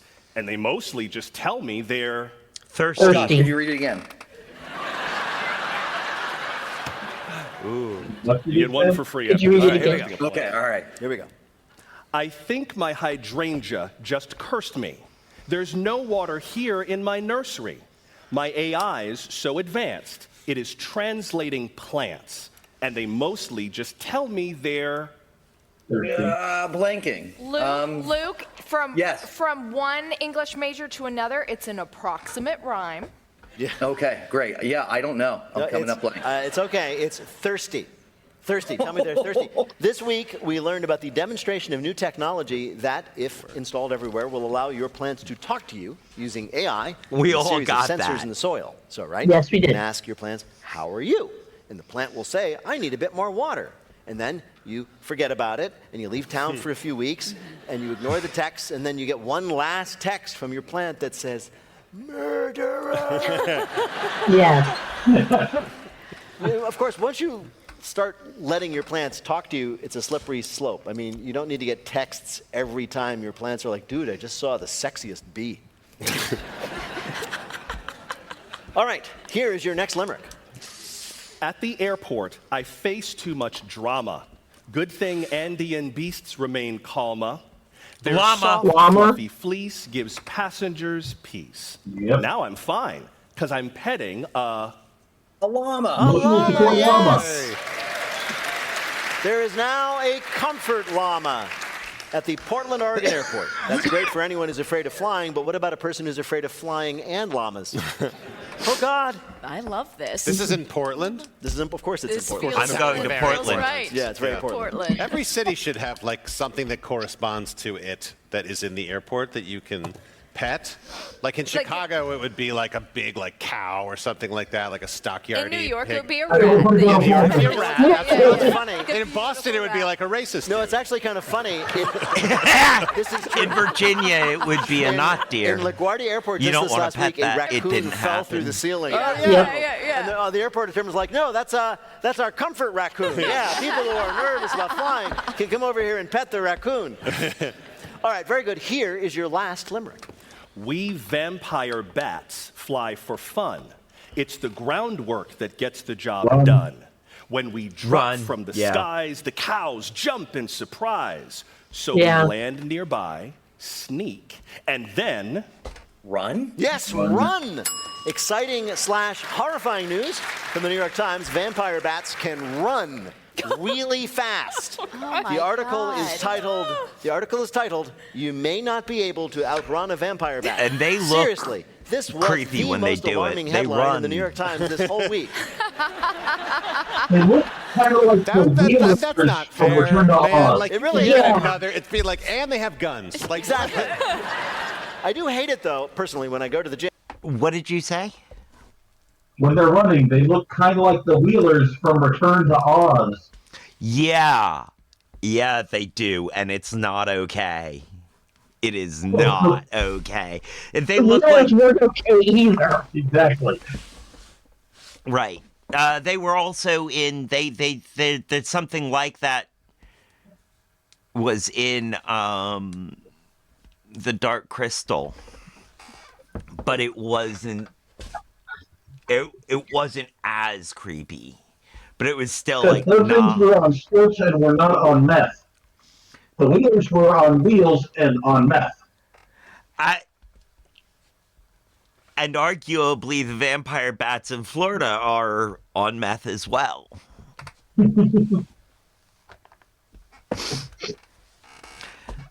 Oh Lord, I just had to. I had blocked those out until now. You know, now the Wheelers are gonna be haunting my nightmares. I now have an image of Floridian vampire meth bats riding Floridian cocaine gators into battle. No. They wouldn't ride the gators. See, what they would do is that they're completely different. The gators are like the Marine Corps shock troops. Like, they're water and land. And the vampire bats are drop troops. Actually, no. Vampire bats, which can actually get to a fairly decent size, you have 6 of them per gator, so they can airdrop the gators. Right? That's worse. And then they come in behind. Then they come in behind and clean up. Exactly. No. And somewhere in the very back of it, you have Admiral Armadillo. Or they drop the gators and they land ahead of the gators behind the line and flank the line from behind, silently running up like Wheelers. Uh-huh.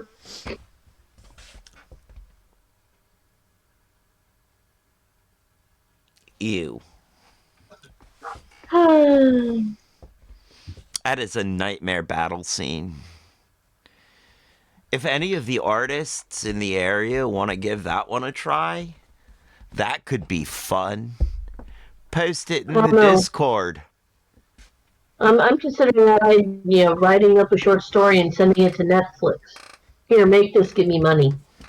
Do it. Do it. Just whatever you do, make sure you don't have to split the money with us. I mean, I'm not speaking for the Peanut Gallery here. I'm speaking for Nestor Industries, but get Nikwork Entertainment's name in there somewhere. No, they don't look like Wheelers. Just pull up the video. Huh? I just pulled up the video. They don't look like Wheelers. Yes, they do. It's that no, you're right. They do look like Wheelers. The body proportions with a extremely long leg in front, yes. But the movement. No, that's similar for when the Wheelers are not wheeling, when they're trying to walk. That is dead on.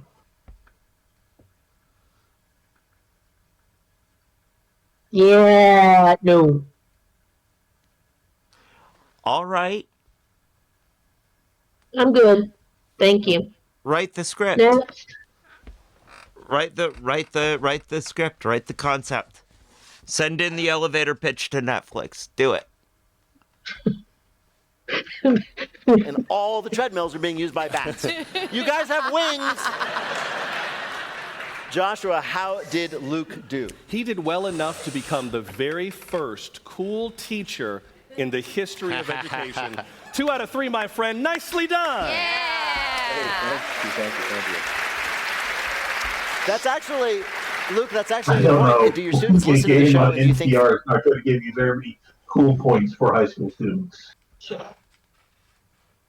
Depends on what high school you go to.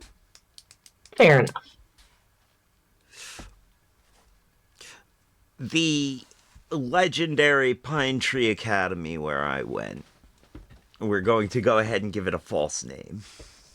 Right.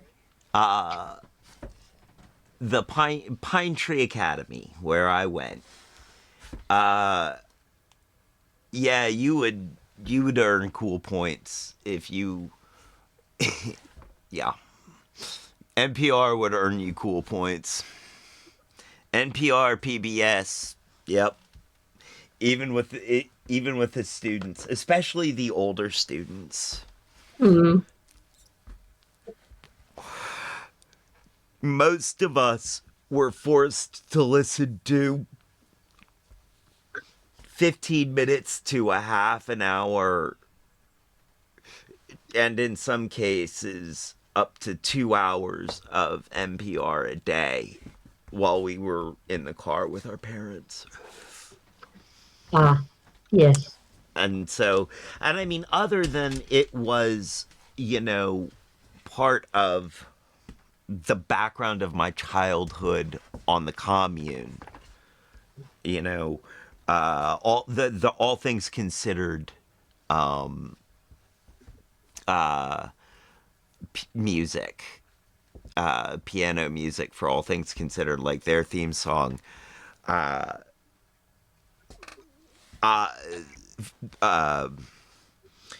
produces a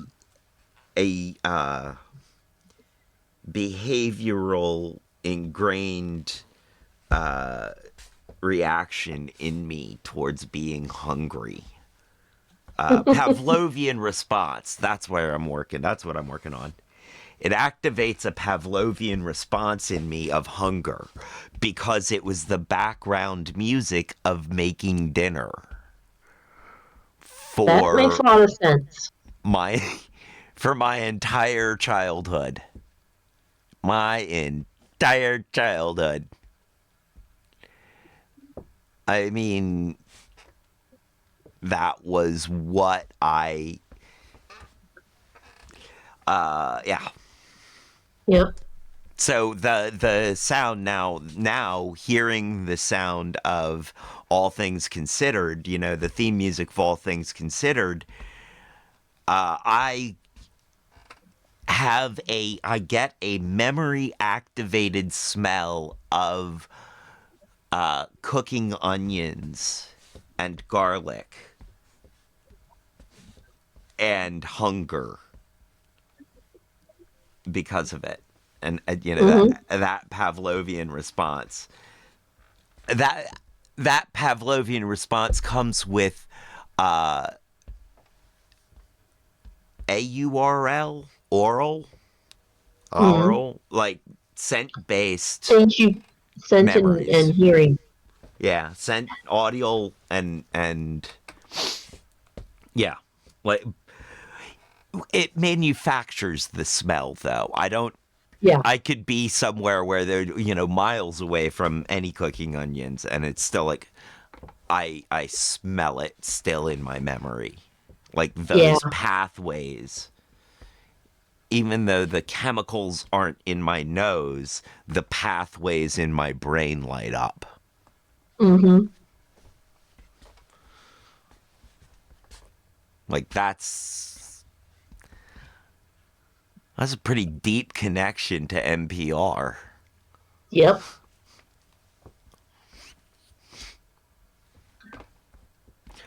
But yes, NPR could make a teacher cool. And do you think this win might make you cooler in their eyes? I do think Philadelphia high school students listen to Wait, Wait, Don't Tell Me regularly. So yeah, I'm sure they'll all get a standing ovation. In honor of your win, they're going to climb up the light poles. Right. Lou, thank you so much for playing. Take care. Thank you. Bye-bye. I approve of that last joke. Don't get it. Something that sports fans do.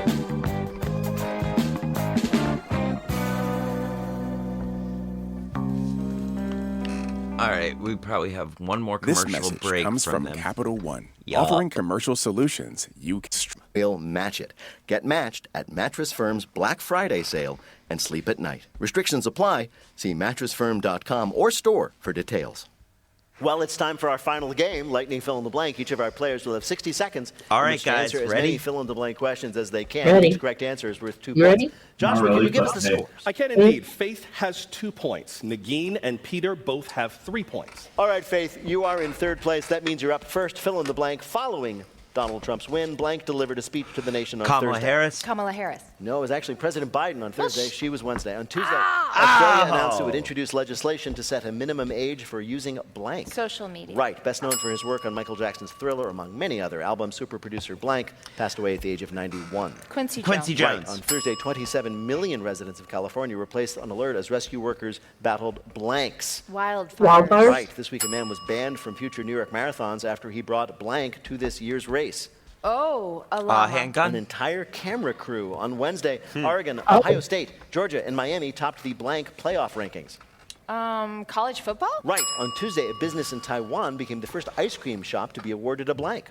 Oh, a Michelin star. Right. This week, a cyclist in Oregon sued an ambulance company, complaining that the ambulance charged him almost $2,000 to take him to the hospital after he was hit by blank. An ambulance. That ambulance. That ambulance, yes. The ambulance made a right turn and hit the cyclist, fracturing his nose, among other injuries. And then Peanut offered to take gallery, him to the did you hospital, say which it? they did, and then they charged him $1,800 for the ride. This is what happens when you make your EMTs work on commission. Joshua, how did Faith do in our quiz? She did very nicely. 6 right answers, 12 more points for the moment. You have the lead with 14 points. All right, I'm going to arbitrarily pick Peter to go next. Here we go, Peter, fill in the blank. On Tuesday, 7 states voted to enshrine blank rights in their constitution. Abortion. Right. After he failed to surrender his assets to election workers, blank appeared in court on Thursday. Giuliani? Giuliani? Right. According to new reports, as many as 10,000 North Koreans are expected to enter combat in blank. Ukraine. Right. On Wednesday, Hurricane Rafael made landfall in blank. Cuba? Right. Last week, a passenger on JetBlue sued the airline because the ice cream sandwich they gave her was blank. Moldy. It was not a Michelin-starred ice Had a cream. finger in because it. it was way too cold. On Thursday, experts raised concerns that weight loss drugs like blank may lead to Ozempic? muscle loss. Ozempic? Right. On Wednesday, the first satellite made of blank was finally launched into space.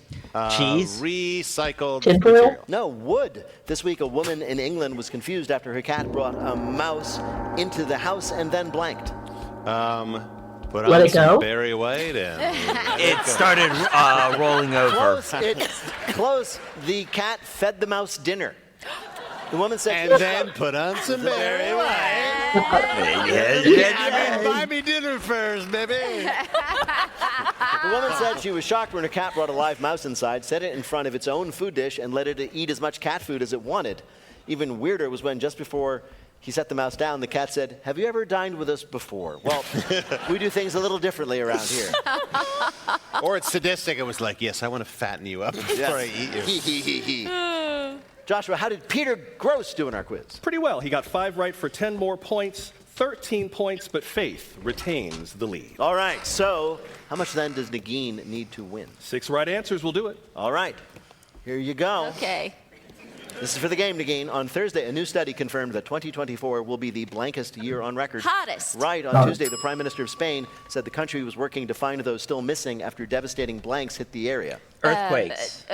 Floods. Right. Yeah. This week, TGI Fridays became the latest chain restaurant to file for blank. Bankruptcy. Right. On Bankruptcy. Thursday, authorities in South Carolina advised residents to close their windows and lock their doors due to blank. Wildfires. Fire. No, due to dozens of monkeys on the loose after they escaped a research facility. After breaking into an electric Wait, did company you say in France, monkeys? a group of hackers demanded their $125,000 ransom be paid in blank. Bitcoin? Quarters? No, baguettes. It's France. According to a new study, just 5 minutes of blank a day could help reduce blood pressure. Squats. Yeah, exercise. Thanks to increased solar activity, the blanks can again be seen further south than usual. Northern Lights. Aurora. Yeah, the Northern Lights, right. Northern This Lights. week, police in the UK responded to a report of a 60-year-old man with a rusty machete attacking blank. A raccoon that fell through the ceiling. Tourist. No, an 80-year-old man with a pair of nunchucks. Where was this? This was Florida? in the UK. According to police, the 80-year-old man who had the nunchucks had accidentally knocked on the other man's door, which enraged the other guy, the 60-year-old, so much that he came at the elderly man with his machete. Fortunately, as said, the 80-year-old man happened to be out with his nunchucks, so defended himself. To see the full story, just watch this week's episode of Geriatric Mutant Ninja Turtles. The UK is like Europe's Florida. Pretty much. Apparently. I love the fact that this 80-year-old guy I said, didn't well, say time to it. go for a walk. Gotta No, get you my didn't. cane, my visor, We and my almost nunchucks. got it. You did not say it. Joshua, did Nagin do well enough to win? Nagin got 5 correct answers for 10 more points and a final score of 13 points. So this week, with 14 points, your champion is Faith Saley. Come from behind victory. Congratulations, Faith. Thank you. In just a minute, we're going to ask our panelists to predict, after 97-inch TVs, what'll be the next giant thing we're all going to buy for our houses. But first, let me tell you that Wait, Don't Tell Me is a production of NPR and WBEZ Chicago in association with Urgent Haircut Productions. Doug Berman, Benevolent Overlord. Philip Gotica writes our limericks. Our public address announcer is Paul Friedman. Our tour manager is Shayna Donald. Thanks to the staff and crew at the Studebaker Theater. BJ Liederman composed our theme. Our program is produced by Jennifer Mills, Miles Burnbus, Lillian King. Special thanks to Blythe Robertson, Vivian Vizina, and Monica Hickey. Our therapy animal is Peter Gwynn. Emma Choi is our vibe curator. Technical direction is from Lorna White. Her CFO is Colin Miller. Our production manager is Robert Newhouse. Our senior producer is Ian Chillog. And the executive producer of Wait, Don't Tell Me is Michael Danforth. Now, panel, what's the next extra large object we're all going to feel we have to buy for our houses? Faith Saling. Really big, long catheter so no one needs to miss a moment of anything they're watching on their giant TV. Peter Gross. A giant pool of Xanax for people who are pill sober, where you don't drink, but you do take a lot of pills. And Negin Farsad. A massive jumbo sectional couch is not for more people, just a section for each of your emotions. Well, panelists, if any of that does happen, we'll ask you about it on Wait, Don't Tell Me. Thank you, Joshua Johnson. Thanks to Faith Saley, Peter Gross, and Negin Farsad. Thanks to our fabulous audience who joined us here at the Studebaker Theater. And thanks to all of you out there, wherever you are, for listening. I'm Peter Sagal. We'll see you next week in Detroit, Michigan.